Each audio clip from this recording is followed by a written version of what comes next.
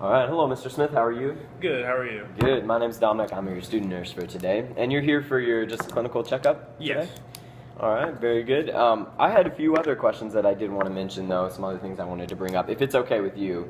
I noticed on here that you are a smoker, and it said that you smoke quite a bit. So I just kind of, is that okay if we talk about that? Yeah, sure. Could you kind of give me just a backdrop of how much you smoke, or like what's your typical smoke routine, or Okay, Give me a yeah. backdrop. I guess I've been smoking since I was 14 years old. Okay.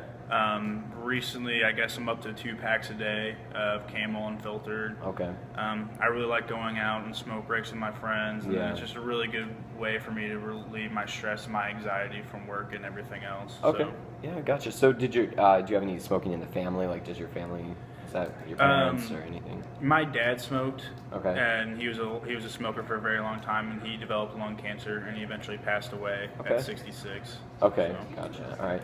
Well, I'd like to talk about some things.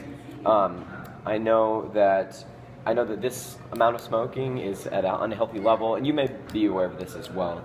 But I kind of want to talk about some things that maybe could help you cut back on your smoking. If that's okay, could I offer some advice on this subject? All right, very good. Yeah, sure. So some of the things that we like to think about when we're trying to conquer an issue like this is think about maybe your dad or someone like that who you can see the negative effects of smoking, and it's really good to kind of put that into perspective when you're thinking about cutting back.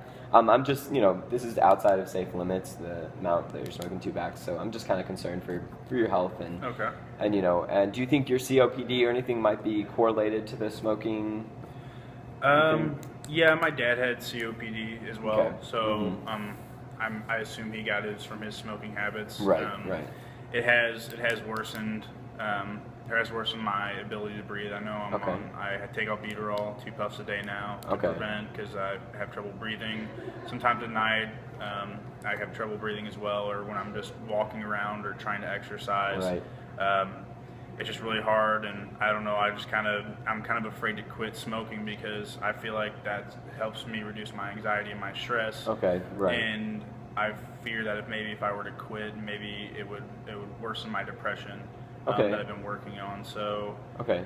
I guess I know it's kind of hurting me, but at the same time, it's also helping me, I think. Okay, so what I'm hearing is that you kind of see the smoking as something protecting you from slipping back into depression. Is that what you're saying? Okay. Well, one thing I'd like to point out is that definitely one of the reasons why you were so successful at conquering your depression was because we came up with a plan. We came up with a way that we were going to conquer this step by step. And so I kind of like to offer the same thing for smoking if we could, maybe. If that's okay with you. Okay, so let's write down some of the pros of quitting. So what do you think some of the pros of quitting are going to be for you? I think it would definitely make my family a lot more happy. Okay. I have a brother, and I really love my niece. My brother doesn't smoke, Right. and because I think he realized what it did to my dad, and so I'm not allowed to smoke around my niece. So Okay. if I'm smoking, I can't be around her, and I love hanging out with her. I love Okay. taking her to the zoo and everything like that. Yeah, so sure. I think maybe I could be a role model for her in quitting and showing her that you can change and have a healthier lifestyle. Okay.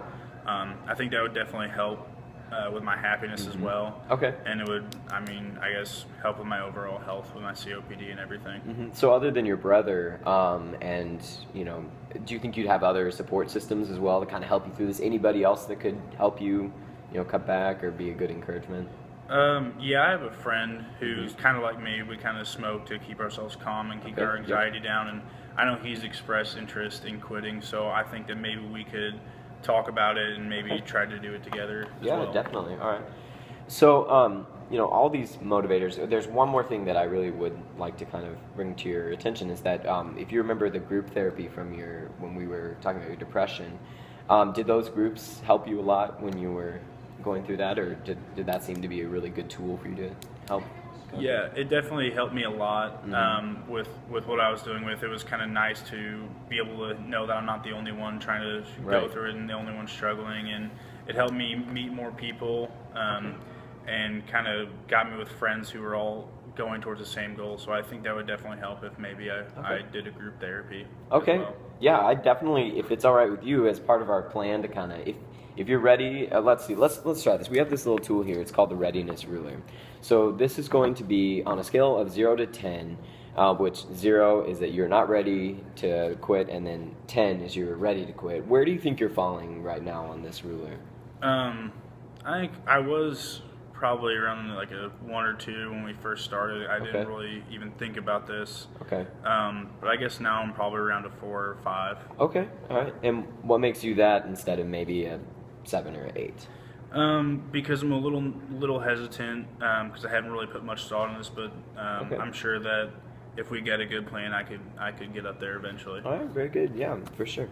Okay, so one of the things we're going to do is I will get you hooked up with some resources for groups that are going to help you stop it. So that smoking, I don't want to say smoking groups because that's not what it is, but a group for helping stop smoking. So I'll get you supplied with those before you leave today. But there's also a hotline you can call as well if you're wanting some more advice on this. And it's 1-800-STOP-SMOKING if you want to write that down. Okay. And so I think what we could do is maybe get you set up with these groups, and also you have that hotline to call. But one more thing we could do is when we're trying to conquer something like this, because like you said, it can be really daunting. It's really scary, right? Like, oh my gosh, I don't want to go back to the depression. That is not a good experience, and this smoking, I think, is helping me stay out of that. So that's really scary, right? Mm-hmm. So one of the things we want to do is start with small goals. So we want to start with something that you can achieve, and it's not really going to be a very difficult thing to do. So what do you think a good goal for you would be, maybe say within the next 2 weeks? I don't think I could go cold turkey right off the bat. I think that would just be a little bit too stressful for me. But I think maybe if I tried to reduce my smoking to maybe 1 pack a day. Okay, yeah, definitely. And maybe, in 2 weeks, if we've achieved that goal, then we could probably, maybe up it a little bit more until you're eventually hopefully going to be stopping smoking completely. But I think that's a good step to kind of go one piece at a time. So let's do that. And then I would like to set up, if it's okay with you, in 2 weeks, a follow-up appointment to kind of, see how you're doing, see how things are going. Okay, So, yeah, that's okay with definitely. you. All right, very good. But is there anything else? Any other situational things that you think could help you? Because I know you said smoking reduces your anxiety, or like any anxiety, or kind of calms you and everything. What are some other tools you think you could use instead of smoking that would maybe help you, become more calm and fight away any kind of depression or anything like that? I guess I could start by not putting myself in the situation. Okay. I kind of, like the social aspect of smoking during smoke breaks, going out with the guys and just talking and taking a nice relaxing break. But maybe if I found out some other way to spend my break, maybe not going outside to smoke, but hanging inside, maybe just organizing my desk and stuff like that. Definitely. I think that could definitely help me out so I'm not in this situation to begin with. Okay, yeah, and then there's one last thing I want to mention is that something that's really powerful in helping keep us calm and, really put together is exercise. And, maybe that we could start small with maybe like 30 minutes of exercise every day, and I think that would really help you cope. Instead of pulling out a pack of cigarettes, maybe you could, go on a walk. 30-minute walk and something like that. So I can definitely start trying to do that. All right, well, I'll get you those resources, and we'll set up the follow-up appointment for 2 weeks, and I'll see you then. All right, thank you very much. Thanks so much, Nick.